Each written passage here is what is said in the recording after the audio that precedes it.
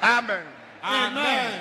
Ente frina me bane wate. Today, oh papa ne me wate. I want you to take me as your father. Missy ninu no. Oko nyina wono ana de ne se dem enya pada na niam nko no mo dem ano wo se dade ne nsato ne so no se kokode nkonim enti da Asamoah echire mu antokwa ne de afe na emu eba abeye de oni eye sofo panini AdomKyei Duah omo ntokwa ne de afe na yeba bebie quotation what you say from Genesis to Revelation nyina afe eno ba beyi agu ho enti mu amo ka se ntokwa no omu twa so ne de enya afe na ntokwa no Oma be twa so afe na mu aye de enti mu fama papa ne say I'm ready to fight na we kura de be ye de na sofo panini so echire mu a Dina me de mente de o kan what you say sofo panini AdomKyei de o chire mu a apetampe ono no wonte hwe onte so dogu bi kura enum aba abusunya utumi se ntokwa no mu mienu no echen Ukraine ene Russia ntokwa yi what you say echen kura Me ya Antichrist Christian Council jinam asofo jinam obia bi presenters TV stations FM stations mboka kura na miyo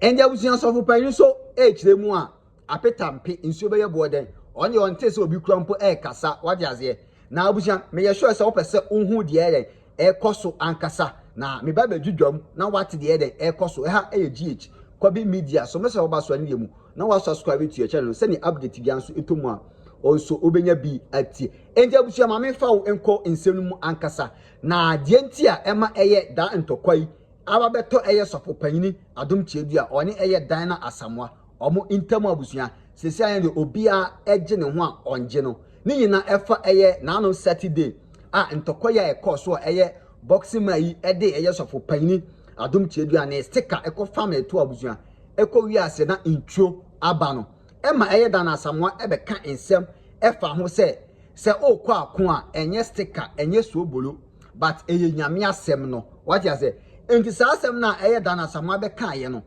eno ena eye Saturday Sunday eye boxing mai ekopie mu ewo eye sofo panini AdomKyei Duah na asoli dem a no no nso ekwakwaje mpaye what you say na eho ena sofo panini echire mu a omaka sasem na no ndie sani pa kwankwan ohun ni da enti se na abeka atumi apie mu wona asole da mu dia ene ode aso ode abeka aka na asole man ho wafa ne se ne banka sa abusunya sofo panini echire mu a amanfo bebre aka ensem afa ho abusunya na o refer to eye da na Asamoah wade aze na sofo panini so echire mu a ensem amanfo eka ya de nsam pe to meso. There were many fabrications about me. Akasaji baba for me no. Say my bemu bebu. All to discourage me. Beni afeni egbe mi den la. Say ebekumo me honhom. In order to kill my spirit. Beni afeni egbe mi mumo. Say ehu ebebo me. For me to be gripped with fear. Beni afeni ma segbe yi. Na afi the Americano mesuro se meka. Said that the words that I am speaking forth, I will be afraid to say them. Boni agbena yue mo ani mi kano mi yo ma segbe ya ka ma yue. Enu nti na maka no da meka se me Adom me boa me ho ansa na me ba. Adenti na minim dia me ba. And that is why I have declared and continue to declare that I Adom I prepared well before I came. This is because I knew where I was coming to. Akane mi dro mo mi sa mi edani mi ba ewo mi lehe ni mi ba ewo mi sa mi ejo ba. Efisa na minim se me ba Ghana. Because I knew that I was coming to Ghana. Eja aka mi le aka mi ba Ghana. The Benin ni friend Tona. With a Benin, in Benin they call them Tona. No ni Benin bi chole tola. The Nigeria ni friend Omogana. And what the Nigerians will call Omogana. No ni Nigeria lo angoni bi chole Omogana. Tona asle say. What is the meaning of Tona by the Beninese? Mini Tona na eshishi. The ontra ejano da kwambia so beto jenem. The one who cannot jump over the fire and may fall into the fire automatically. Money take la koko she prefer no ne ibacho ba gbe la mi. Na ehwo na meba. And this is the place that I was sent for. Yes, any atumi keba. Yes, me say afosuro no fare. Afosuro pa ensemuhunu sa. They said I have mentioned Fapro Osronofers. No. That's the right name. They did not say Fapro. Okay. One can wonder Afosuro. Why? Yes, I'm a no. That they could not even mention the right word and then try to say any word that they could. Also for no fathers.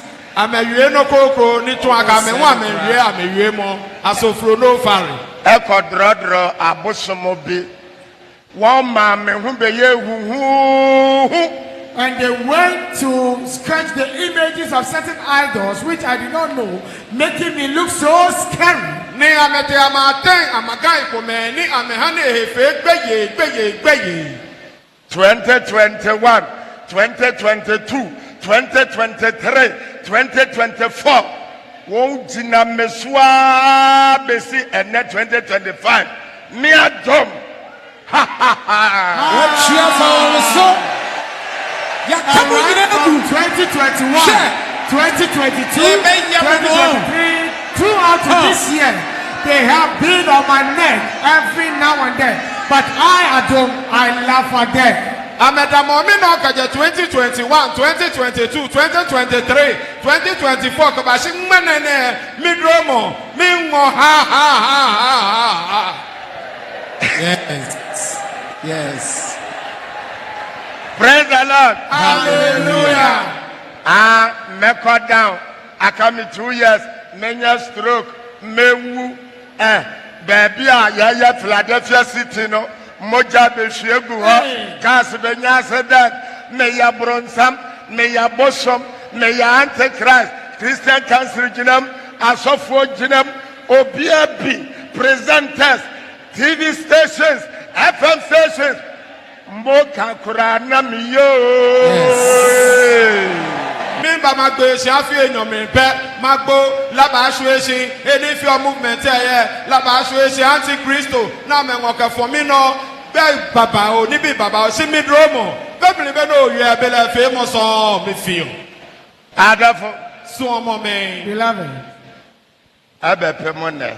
Up to now. Laba sing menene makofem. If I decline or I continue to praise the Lord. Hallelujah. And that is why I urge you to understudy me and learn from. Enti nsɛm bi sɛ ɛna ɛyɛ sɔfopani AdomKyei Duah ɛkaayɛ a ɔkyerɛ mu a ono na de nsɛm amanfo kan nyina de on de onte ehwe waje ase na ɔka saa asɛm ni awie ya na abusua ɛyɛ evangelist dan Asamoah ono nso ɛte ya na me waye mu de bat sɛ me no obi ɛwɔ ntɔkwa na sɛ ntɔkwa no ababeto me nan so de a ɛne ɛwɔ sɛ me yi ayie no to nkyɛn kakra na me fight ansa na makɔ ayie ase na wo hwɛ de a mama wahyɛ black a wo kyerɛ mu a sesi ane de ayie aba fie abusua nanso I was say or intokwa eden nanim because a Christo mu ntokwa na aba nti also eden or intokwa no eno na de dan Asamoah nam odasani biene so wosika so nisika so ho ofe so ho nyefe owu wonsam obreso a na so na ye nyame asem so a okae na nasam so twere ne se etim wosoro nti ya age nyame asem di emu obi na ada di asem ne di ne kura ne se de owo me efre no anti akosua bema ne brofudin di Mary anti Mary no an efre no kasem kroduanim kasem ho na wansa da ntra kasem ho no no e asanti dwaben wansa me se yen no yebusu afia ankasa yenti ankasa yidwaben na ware na de me nananom bepi kasem asoroma so nkwanta ufiri asoroma so na ukọ safo ufiri safo a na ukọ kasem Ufrika se mo be Kumasi sanye traffic wait him the be 5 to 10 minutes edu. Okay. Nti na no ukuyada itwem yetina na wotwe. Ya nto anka ankosoro anso. Na Auntie Mary. Neja befa no. Ewa ni munyam. No adi mfie aduowotwe. No sofo bi say the owo me nya chimba. Ba we dey we chimba. Odi mfie aduowotwe. So na me na dwuma na me ye no ntil maka kire urade se be ya nkwam de o mama de okono. Se be ya me ya te. Nti nyame ya domo a 3rd July ya ibidi na otweda. Nti wo hu se abra na eye sofo panini AdomKyei Duah one eye ne boxing man yi kasa tamo ohia no na asolidam no na oka che ne se ne second cameo obekọ ne de eni okọ ne se eja wati ase okodi nkunim sesia ne de odina kanema no ho nti se okọ ne second cameo na wati ase eye ojanko a na ede odekọ nti sasem no na dana Asamoah ete ya ono so wawe ate wo ho abusua ono so edi nsembi tudwa ewo nyankase abobi mi nyankratu obi say osofo obi say first one no ya tete ne pasa obesa aba second one so obesa aba evangelist no ene osofo no munye ready me ma enya fe number ye I'm ready to fight because what kind what the saying na Job chapter 7 verse 1 and now me catch him so was enya kudie ene da homo dasani bia wasase so nti wo Kristo ni bia atiase se esasa woku na akodi akono nyame mu kono na wanhunu atade esasa wo de kon na wanhunu akade esasa wo de kon a ene ye wuba 10 times ubedi nkugu nyame wonhwe structure so no me edi nkugu enti akodi no na no me ka kire mo na nsa na ye bekom no yentie edmo fama papa ne say I'm ready to fight na we kura de be ye de na de ba ko a e ma were ho e me ya e wo Ghana ha ne say obi ya de na wo tletene no na wo bua na me ne sikwa me yes wo tan me minim obi an matan obi ena se dan kanya me se menti asore na oka se o members dodo a wo cha me nti ena me ne wo ko ana me ni nipa nko me ni obi enko nyame asem yenti ameka sa ne se nanu abrantie ya okokon ye ya wodi nkugo potoyi eni ye kire ne se brother so obesa akobie mu a ye training David ibeshia Goliath no ye training wo wire mu hone sisire ni jata akon suahu ana kade bia nka ho nti no obeshira Goliath na ohene so ka kire ne se brana me hihye wo no na wadi kan ye training sa you want him the oba beye enti Ghana ha no mumienya esa se sade bi nko yan ne yebeka on minus so ye wo mu se what they say ye babu agbo ye ho sir ni e ka kire o se bra obi en town na mum no so be boxing na be body a try to training yourself ana no me de yam fato ho se ye nua be ma bokom banku ne bai kura wo kun wo training no papa ye papa what they say azuma nesen o won krofo kura se krofo sa da ba ho e be training so ti ase no wa be kasa an minini dana wasine da bi oboa papa oboa me se oboa woni no eni no so wini ya kanianka umebusa hwe woman ka sa brenka ji ba bia onyankopon so ne manche na ni monyam o ti ase enti media de meka ne se mumienya se ene wotan wei miminim wo bia nyame asem na meka ana ye oh my Ghana ban so de abrantie so wini ene wonya ntokwa kase bi akoko a ede mfaso ani animonyam ebeba Ghana ye man panyin free ye man panyin so abesi enkola nyina so no e de anum ada papa azuma na esen kon ye ya odi nkunim na odi nkunimi ebi anka Ghana ba we training oye training tia oti ase enti sawo no so so training na kwa na abekode a ena de akade na be ye de a ene ye nso so ye be kire wo se bra ewie ne de ye bo ebebo wabo nti wosofo wo say wo ba second one no ya so ye ho dada ne nam ya fe ne ye be sese according to Ephesians chapter 6 verse number 10 going no sa akodi we na na seyen esese ye dada nti ni yampase adi koko ni niama bi bakeka ye ho sa no ne ye de koko dabi ohene nti me di I'm ready to fight anytime isuma urade a minyina so no a de migina ne sokono ono no odom mfa ohene mfa dom dodo ne ne so nkonim anim se na no na sofo ye obegina ho se obesa aba second round no ne mi abekun makai se no otonno wo ka mu wo kajetia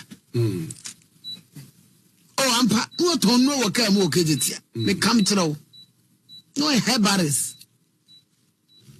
tinansa mi hunu so asate kira ma ena me kai se ebra na me preach kajetia no tebe so ka eni hia kwose ka eni bogoso ni ade no no otonton enuro ewo kam ni opra kra magime de se jamo ba ho kakra eni ohun se oton no woro sa emfanti ne onfa ne mabi nkeka ho wo hebares kase pa so ho senti na ya no ape se be na me ene na me kase me hwe na me kase I'm ready to fight into the upper yi broggers and free yi broggers na ene wo mo abo mo pa ma wo mo sika se wo mo medi dana Asamoah na me wo mo di wo mo ni o AdomKyei enya me joke nyame asem na na meka so otimasi because asem na tim wo soro ena me ka se me nyame mahunu se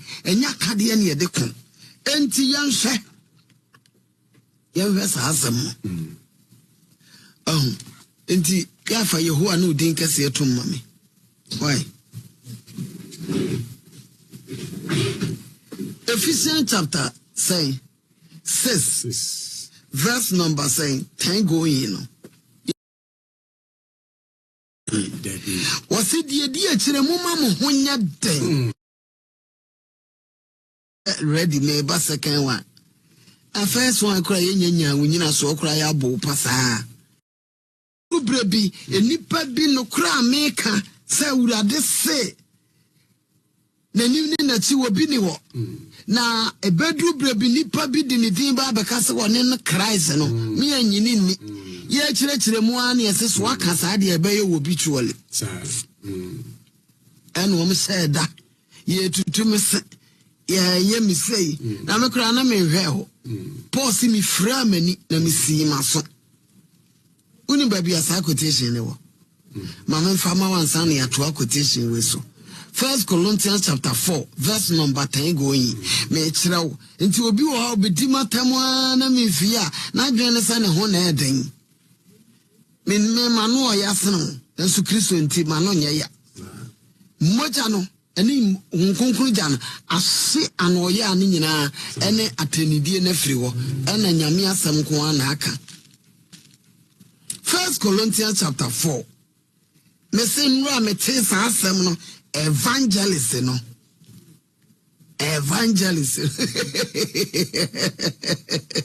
evangelist no was ofo no omunye ready me ba second one a first one kura yenya wunyina so kura ya bo pasa na second one papa asofo bia be kansa say o se evangelist no ene sofo no me dey say menim sofo kro omunye ready na me ba second one na we dey me bay we dey mo stage emfa wudifo bia ma me so say dey wo fa bloggers na fa nkrofo na yede mi obi a mawu sha asase ase omo betu me Adam ko gina ayi what is bia Medina Emma mi konya accident wo twitwa ankrofo eka ede mi tu mu se de be ya ebe hu so ye powerful no ade e betima mo ye powerful sofo wo de sadaka so wabie herbalist center because me minim say what on know da what it ha mada so tiase jai wo mu nyina ne lawyers na ofefa wo mu on say nyame ncha de say woni nyame na maye de wo abrantie ba ko a wo frɛ no senko no so na no ya kromu ha papa one ne kasa ye bibia wie na abrantie ne frɛ me say maame dan na papa na frɛ sofo bi obedi watempa e basa nkasa nam si wo na sasa sofo we die Bible says sekai na no kumu a na to ahoden so tiase enti Kristo mu no ye de ye mre na mo de amoden na munnim nyame asem ti amoden ti no e ba saa mo famrantie ne mabaawa o ma betwa bodana Asamoah ba ebra mo bossa epo no na awurade te soro sere nti nu sa mo famra no ma body no ayeden mini adaje a me di bedu obi atem mini adaje a me di beye fundaka ade obi atum akwa obi ka atwitwa dana Asamoah nya accident said ye beye na masa atwa me ho abegina ho abeka say ai was it don't touch my anointed pastor beyewe no kran kasa wonyina bi so da you want to mean nyina so da abrantie ya wokokon ye Ghana fo nyina nim say boxing de ye kokon a boxers an ye ka say nyame me si woninu no okokon nyina wono an de ne say dem enya pada ne niam anko no mo de ma no wo say dad ne nsato ne so no say kokode nkonim bra without training me kasi sudua ni wo mete wo twen konim ne ye de agi nyame ani monyam ene nyame se hwan wo kwan pokura ene ahohomone a obetima kasi wo man de nyame akamam wo se kokokwe sa na papa enso ba ya kiki and also so that is a wow kokun bia wan tumirika no wan hwede esa oye na afifa ba bia wo bari ente usona de ekoso ewo eye between Dan Asamoah and sofo pani AdomKyei Duah omo side no minim say wahwe video no wo hu de eko ankasa mame hu adwen kire ewo comment section wo yenso ani de mu na wa subscribe to your channel send the update bia so etomu a onso onsa ebe kabi ketewose enye dodo no na makra baba